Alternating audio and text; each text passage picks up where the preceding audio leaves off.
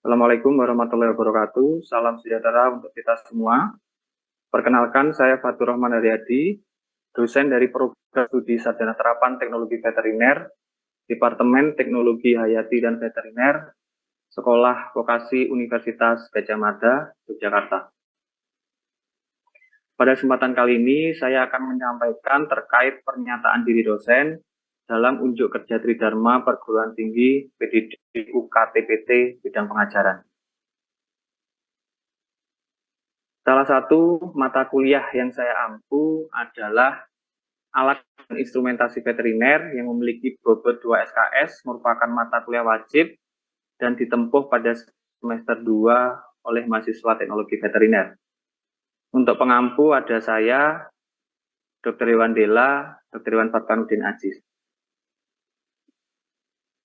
Kemudian untuk deskripsi mata kuliah ini merupakan mata kuliah wajib yang mempelajari jenis-jenis, prinsip, cara kerja, dan contoh-contoh di lapangan terkait penggunaan berbagai peralatan dan instrumen di bidang klinis veteriner atau praktisi, seperti stetoskop, mikroskop, rapid test, ophthalmoscope, otoscope, USG, X-ray, dental scaling, anestesi inhalasi, vaginoskop, infrared light, infusion pump, suction unit, elektrokautery, dan lain-lain. Sarana produksi ternak atau saprona meliputi aspek bibit, pakan, dan pemeliharaan kesehatan, serta industri pengolahan produk pangan asal hewan, atau industri pengolahan telur, susu, daging, dan lain sebagainya. Kemudian terkait capaian pembelajaran lulusan atau CPL, di sini ada 9 CPL. Yang pertama, menguasai konsep teoritis ilmu pengetahuan dan teknologi veteriner, serta mampu memformulasikan penyelesaian permasalahan yang muncul berkaitan dengan penerapan teknologi veteriner, termasuk permasalahan wirausaha. Yang kedua, menguasai konsep teoritis manajemen hewan akuatik dan terestrial, serta mampu memformulasikan penyelesaian rancangan dan inovasi pengembangan alat dan instrumentasi. Yang ketiga, menguasai konsep teoritis sistem jaminan mutu dan keamanan pangan, dan memaplikasikan penyelesaian permasalahan jaminan mutu dan keamanan pangan asal hewan, serta teknologi pengolahan pangan dan produk asal hewan. Yang keempat, mampu mengaplikasikan prinsip, teori, dan praktik yang berkaitan dengan pengetahuan faktual tentang perkembangan aplikasi teknologi mutakhir dalam bidang veteriner. Yang kelima, mampu menyelesaikan permasalahan berkaitan dengan aplikasi teknologi hewan akuatik dan terestrial. Yang keenam, mampu menerapkan prinsip kesehatan dan keselamatan kerja atau K3 dalam bidang teknologi veteriner. Yang ketujuh, mampu merancang dan berinovasi dalam menyusun formulasi ransum dan obat hewan atau vaksin, pakan hewan, dan atau dietetik nutrisi, reproduksi ternak dengan memanfaatkan teknologi mutakhir. Yang kedelapan, mampu menerapkan dan mengaplikasikan praktik kewirausahaan di bidang teknologi veteriner, baik on-farm maupun off-farm, teknologi pengolahan produk hewan dan produk olahan asal hewan, formulasi dan produk pakan, dan jasa konsultan. Yang kesembilan atau terakhir, mampu mengaplikasikan dan mengembangkan alat-alat dan instrumen-instrumen pendukung aplikasi teknologi bidang veteriner berbasis ICT literasi. Selanjutnya untuk CPMK mata kuliah ini terdapat 3. CPMK yang pertama adalah mampu menguasai konsep, merancang dan mengembangkan alat dan instrumen klinis veteriner atau praktisi. Berikut untuk CPL yang terkait, CPL 2, CPL 4, CPL 5, CPL 6, CPL 9. Kemudian CPMK yang kedua, mampu menguasai konsep, merancang dan mengembangkan sarana produksi ternak atau saprona terkait dengan CPL 1, CPL 7, CPL 8, CPL 9. Kemudian yang ketiga, CPMK 3, mampu menguasai konsep, merancang dan mengembangkan alat dan instrumen pada industri pengolahan produk asal hewan. CPL yang terkait adalah CPL 3, CPL 6, CPL 8, CPL 9. Kemudian kaitan CPMK dengan materi dan bentuk pembelajaran serta alokasi waktu. Untuk CPMK 1 ada 5 kali pertemuan, jenis-jenis. Yang pertama, jenis-jenis, prinsip, cara kerja, dan contoh-contoh kasus penggunaan alat dan instrumentasi bidang klinik veteriner atau praktisi bagian 1. Yang kedua, jenis-jenis prinsip cara kerja dan contoh kasus penggunaan alat dan instrumentasi bidang klinik, veteriner, atau praktisi bagian kedua. Yang ketiga, jenis-jenis prinsip cara kerja dan contoh kasus penggunaan alat dan instrumentasi bidang klinik veteriner atau praktisi bagian 3. Kemudian yang keempat, jenis-jenis prinsip cara kerja dan contoh kasus penggunaan alat dan instrumentasi bidang klinik veteriner atau praktisi bagian 4. Yang kelima, jenis-jenis prinsip cara kerja dan contoh kasus penggunaan alat dan instrumentasi bidang klinik veteriner atau praktisi bagian kelima. Kemudian untuk bentuk pembelajaran terdiri dari pemaparan, diskusi, studi kasus, small group discussion, di mana untuk alokasi waktu per sesi adalah 100 menit. Selanjutnya yang terkait dengan CPMK 2 pada pertemuan ke-6, jenis-jenis prinsip dan cara kerja peralatan veteriner bidang poultry. Yang ke-7 pada bidang peternakan atau cattle dengan bentuk pembelajaran yang sama, alokasi waktu per sesi juga sama. Selanjutnya ada UTS, hasil tugas atau proyek, hasil analisa kasus.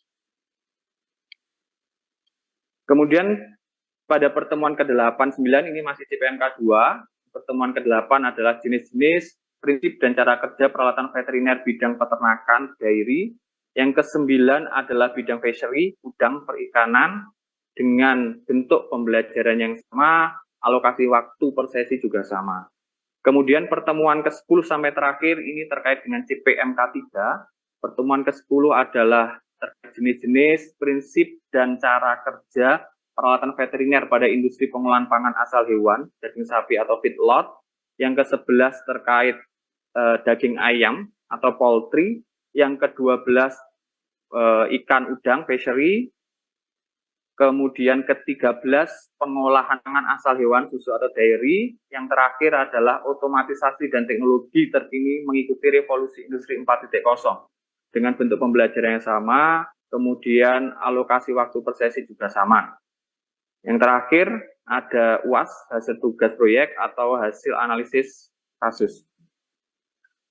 Kemudian metode penilaian dan keselarasan dengan CPMK. Basis evaluasi ada 3, aktivitas partisipatif dengan komponen evaluasi gas bobot 20% dengan penjabaran tiap CPMK seperti yang tertampil. Yang kedua, basis evaluasinya hasil proyek, hasil studi kasus ataupun hasil PBL. Komponen evaluasi ada UTS 25%, UAS dengan bobot 25%, dan penjabaran CPMK sesuai tertampil. Kemudian yang basis evaluasi yang kecil adalah kognitif, terjadi kuis, UTS, UAS dengan bobot kuis 6%, UTS 12%, UAS 12%, dengan penjabaran tiap CPMK sesuai yang tertampil, hingga total kumulatif keseluruhan adalah 100%. Kemudian metode pembelajaran ada 3, delivery, interaction, dan assessment, di mana delivery ini adalah penyampaian dengan menggunakan slide presentasi, luring ataupun daring melalui via Zoom meeting untuk yang daring.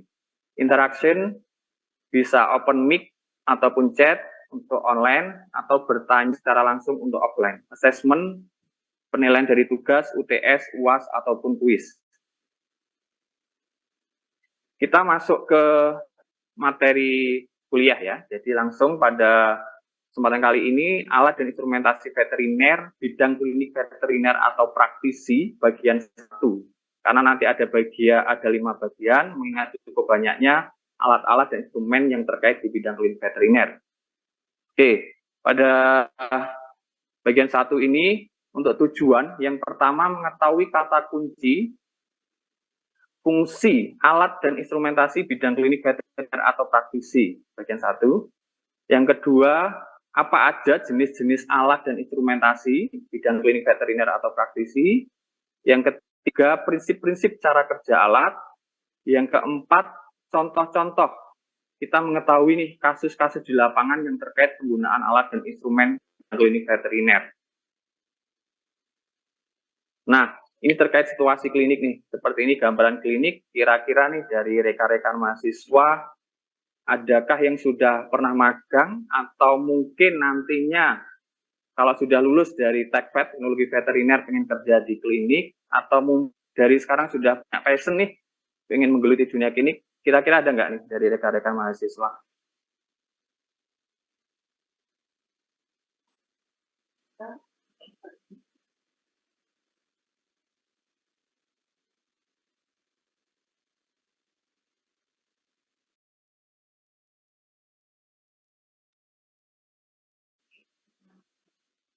Saya sempat magang di rumah sakit hewan dan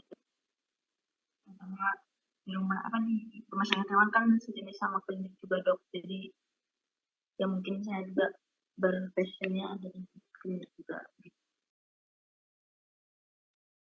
Oke, udah ada yang pernah berarti ya, Arita sudah pernah. Oke, berarti saya lanjut aja. Seperti ini nih gambaran dunia klinik bahwa isinya pasien, obat, akan seperti itu ya untuk dunia klinik. Sebelah kiri itu saya sedang memberikan suntik kepada kucing stasioner malam. Kemudian bagian tengah dan kanan itu adalah gambar ketika proses grooming ya. Seperti itu gambaran situasi di klinik. Lanjut. Nah, jadi saya bersama teman-teman kebetulan ada klinik ya di Bantul. Monggo nanti barangkali dari rekan-rekan mahasiswa yang berminat atau menggeluti dunia klinik, kami welcome menerima untuk menambah pengalaman dari teman-teman sih. Karena tidak bisa serta-merta kita hanya belajar teoritis juga di kampus, tapi juga perlu didukung di dunia luar. Seperti apa sih klinik-klinik beroperasi seperti itu ya, penggunaannya alat dan sebagainya. Kebetulan alhamdulillah klinik kami juga dipercaya dari rekan-rekan mahasiswa universitas lain.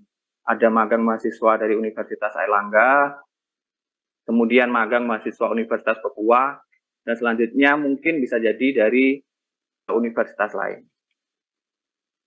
Nah, berikut terkait kata kunci penggunaan alat dan instrumentasi veteriner ya.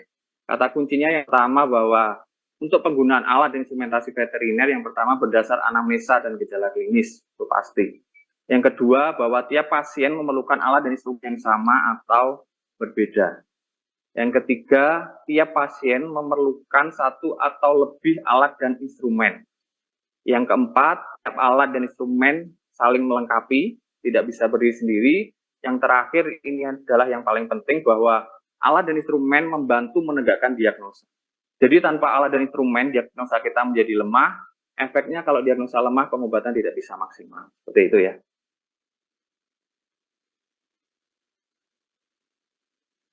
Selanjutnya, stetoskop ini sudah familiar di kita ya. Untuk mendengarkan bunyi pada bagian tubuh tertentu, umumnya pada bagian tubuh yang berungga, torak dan abdomen. Pada bagian torak dapat didengarkan suara jantung dan suara paru-paru, bisa resonan atau peka. Pada bagian abdomen digunakan untuk mendengar suara gerakan rumen pada hewan besar, detak jantung janin jika dalam keadaan bunting trimester akhir. Prinsip cara kerja, bila diafragma atau bel diletakkan pada pasien, suara tubuh atau getaran kulit menggetarkan diafragma atau bel menghasilkan tekanan gelombang akustik yang berjalan menuju ke tub telinga pendengar. Alat yang kedua, termometer, ini juga familiar di kita ya. Untuk mengukur suhu tubuh, ada beberapa jenis, dibagi menjadi jenis, ada air raksa, digital, inframerah, di mana tiap jenis ini mempunyai kelebihan dan kekurangan masing-masing, dan untuk penggunaan tergantung kebutuhan. Yang biasa diklik biasanya dengan penggunaan termometer digital atau termometer infrared. Ya. Untuk yang digital ini biasanya diletakkan di rektum atau anus. Untuk prinsip kerja perubahan volume ya, memulai jika suhu naik, jika suhu turun.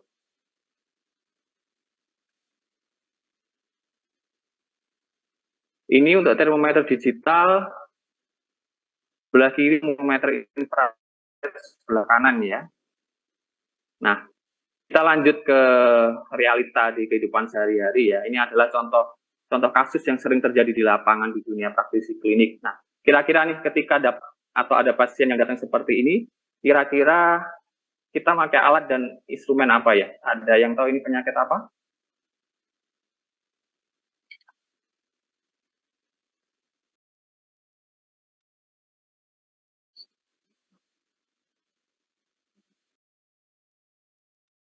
Oke, ada lagi ya. Skabies ya, betul, ini skabies adalah dengan ciri adanya kerak ya, kerak yang menebal biasanya di bagian telinga. Ini kasus yang sangat sering terjadi di klinik. Kemudian ini nanti untuk etiologi sampai pencegahan terkait skabies itu sendiri. Kemudian kalau ada kasus seperti tadi, berarti untuk alat instrumen yang digunakan adalah blade. Jadi bagian yang keropeng atau mengerak tadi itu dikerok dengan blade, agak berdarah, kemudian diletakkan di objek gelas, ditetesi KOH 10%, kemudian ditempel di gelas, kemudian diperiksa di bawah mikroskop. Itu ya pada intinya alat dan instrumen yang digunakan. Nah, kemudian ini ada video, mungkin nanti rekan-rekan mahasiswa bisa mengakses video ini dengan alamat seperti itu, video saya dengan judul Menyingkap Skabies atau Budidaya Hewan sebagai hidden information yang bersifat zoonosis. Silahkan nanti dicek di video itu, video dokumenter lengkap dari awal sampai akhir terkait skabies, mulai pasien itu, ketika ada pasien seperti itu, treatmentnya seperti apa, nanti juga terkait alat dan instrumentasi apa yang digunakan, lengkap ya, nanti bisa cek sendiri video tersebut. Kemudian video tersebut juga sudah mendapatkan HKI ya.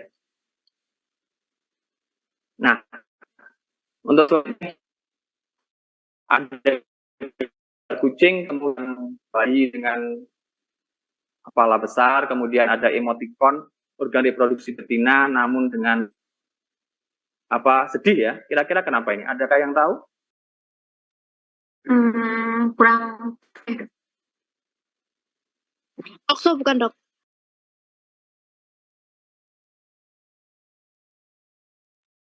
Yes, betul. Tokso ya ini ya. Tadi ada yang tahu, ada yang tidak. Betul, ini Toxoplasma gondii.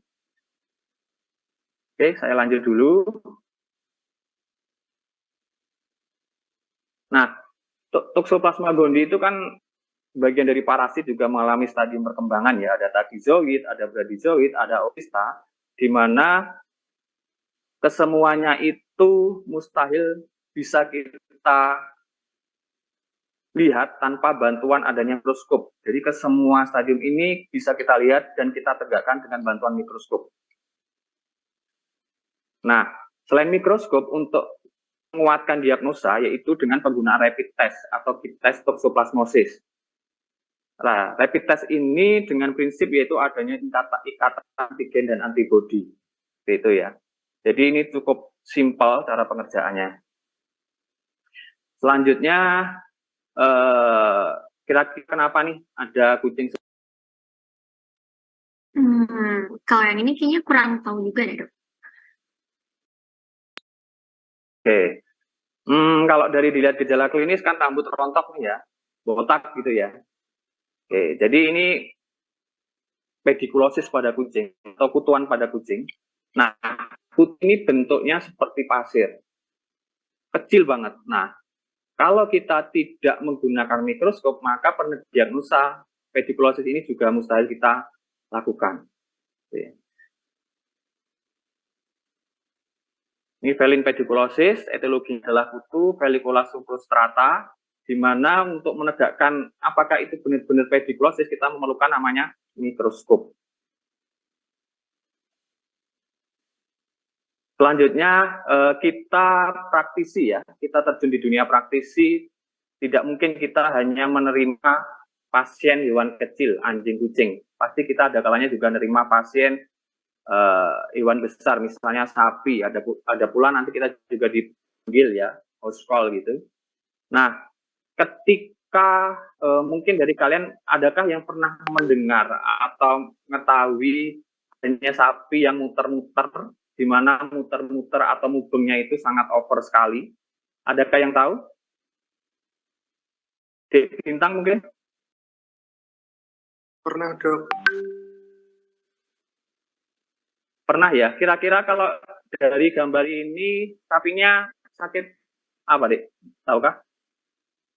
Itu sapinya sakit Trypanosoma evansi dok, seperti yang ada di buku itu dok. Oh iya, sudah tertulis ya di buku, sudah ada Trypanosoma evansi pada ternak. Oke, jadi ini buku karya kami, saya penulis pertama alhamdulillah sudah terpublish. Monggo barangkali dari rekan-rekan semua yang ingin menambah pengetahuan atau menambah wawasan terkait Trypanosoma evansi pada ternak, karena di sini tidak hanya membahas Trypanosoma evansi, tapi juga membahas alat dan instrumen yang digunakan saat detail. Oke.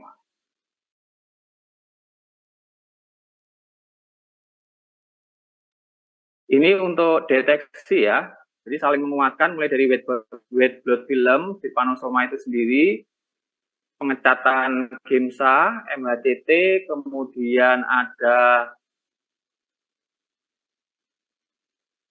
CATT, kemudian yang terakhir adalah mouse inoculation. Jadi semuanya ini adalah saling menguatkan dan menentukan diagnosa trypanosomiasis. Seperti CATT adalah instrumen pakai selembar kertas, itu adanya prinsipnya adalah ikat antigen antibodi.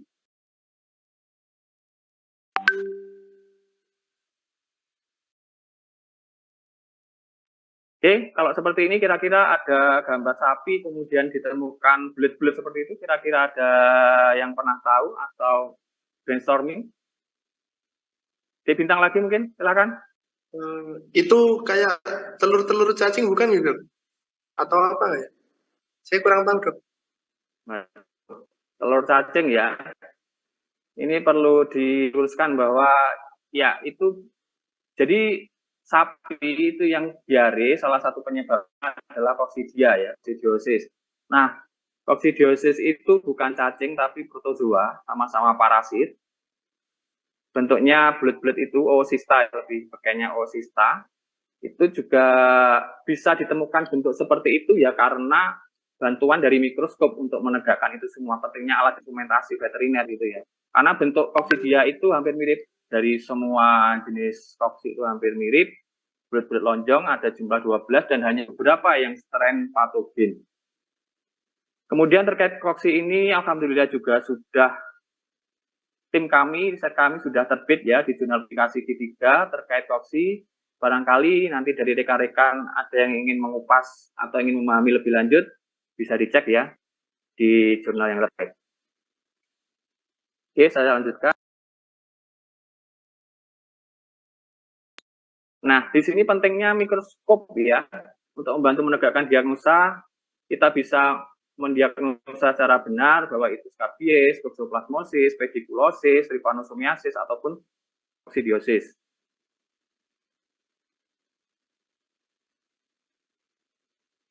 Berikut untuk mikroskop, prinsip cara kerja, lensa objektif untuk bayangan benda bersifat nyata, terbalik, dan diperbesar. Kemudian untuk penggunaan mungkin sudah familiar ya dari rekan-rekan, nanti bisa dicek lagi. Ini kita lebih ke refreshing.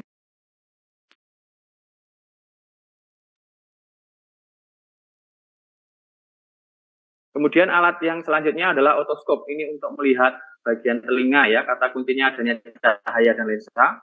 Kemudian untuk detail prinsip penggunaan hands-on di lapangan seperti apa nanti bisa dicek di link video ya, penggunaan otoskopi veteriner. Kemudian ini untuk melihat bagian tengah dalam telinga untuk mengetahui ada tidaknya kelainan ataupun penumpukan serumen di dalamnya. Penggunaan harus memilih spekulum telinga yang sesuai dengan besar lumen. Kita harus paham dulu nih, anatomi bentuk telinga dari anjing itu seperti apa, anatomi telinga bentuk kucing seperti apa, karena ini nanti ada kaitannya dengan penggunaan si otot sendiri. Ini adalah contoh air canal pada telinga yang normal dan abnormal ya. Kemudian terkait kejadian asid yang kaitannya dengan telinga biasanya otitis, disebabkan oleh otodectes sinotis. Biasanya si kucing akan menggaruk-garuk telinga dan bahkan nanti kejadian lebih lanjut bisa sampai ke otematum. Nah, diagnosa otitis ini juga dibantu oleh si mikroskop. Kemudian untuk melihat lumen atau lubang telinga nanti dibantu si otoskop. Jadi tiap-tiap bagian atau alat instrumen ini tidak bisa bekerja sendiri-sendiri tapi saling berkaitan. Kemudian optalmoskop. Optalmoskop ini untuk melihat bagian mata ya. Ada sisi pasien side, ada sisi practitioner side. Kemudian untuk prinsip, cara penggunaan, cara kerja nanti bisa dicek lebih lanjut pada link video penggunaan otoskop di veteriner. Berikut untuk linknya. Nanti saya kasihkan untuk webnya.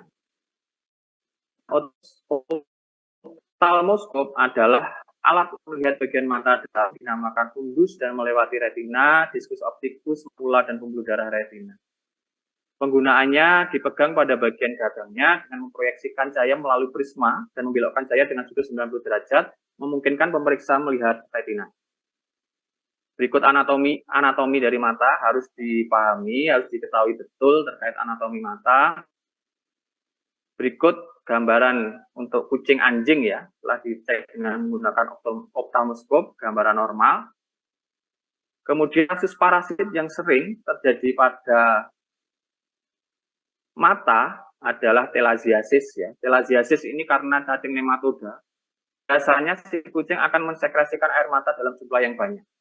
Kalau penyakit ini berjalan lebih lanjut atau kronis, bisa jadi nanti akan menyebabkan gejala klinis yang cukup signifikan di bagian mata. Gitu ya.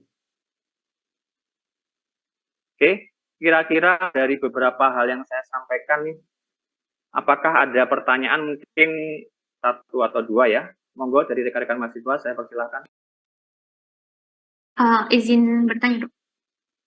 Tadi kan sempat disinggung soal penyakit scabies ya, Dok, yang di slide tadi. Nah, di situ kan tadi ada pernyataan bahwa scabies itu termasuk penyakit zoonosis gitu kan, Dok, yang mana berarti dapat menular ke manusia. Nah, kira-kira skema penularan scabies ke manusia itu bagaimana ya, Dok? Gitu. Terima kasih.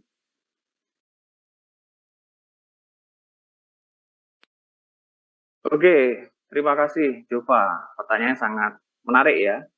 Jadi terkait zoonosis merupakan sesuatu yang sangat asik untuk diperbincangkan karena zoonosis ini adalah menyangkut kita bahwa zoonosis adalah penyakit dari hewan yang menular ke manusia.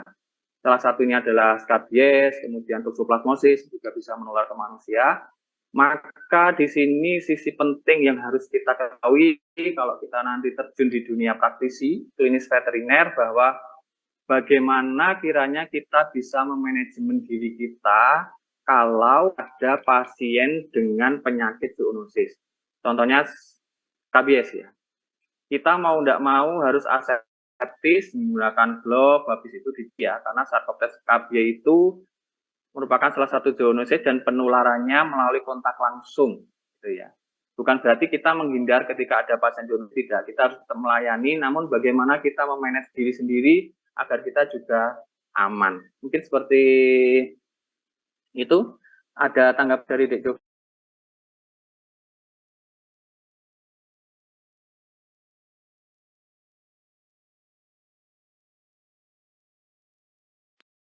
Oke, cukup ya. Jadi satu pertanyaan, kita lanjut ke kuis ya. Silakan dari teman-teman untuk mengerjakan kuis ini, durasi waktu sekitar 10 menit. Kemudian hasil kuis akan saya sampaikan besok ya, atau mungkin bisa jadi pertemuan selanjutnya. Itu silakan mengerjakan.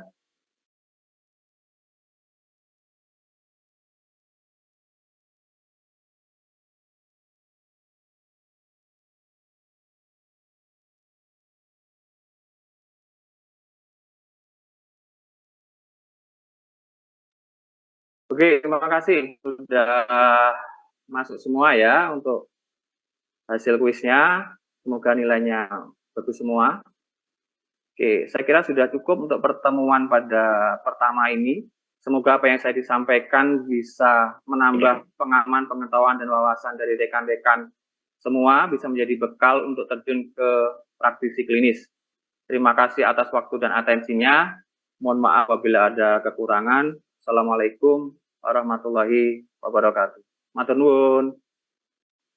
Waalaikumsalam warahmatullahi wabarakatuh. Terima kasih, Dok.